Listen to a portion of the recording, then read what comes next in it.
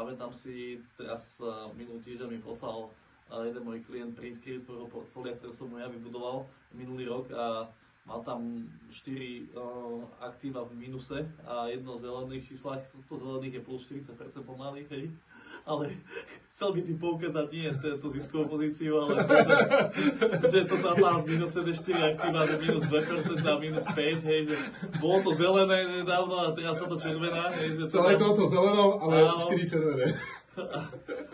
Celé konto v zelenom mal pred tým mesiacom, vieš, a bol v štádiu, že ako nejde to tak vysoko, možno, jak by si želal, ale hovorím, má to od minulého roka.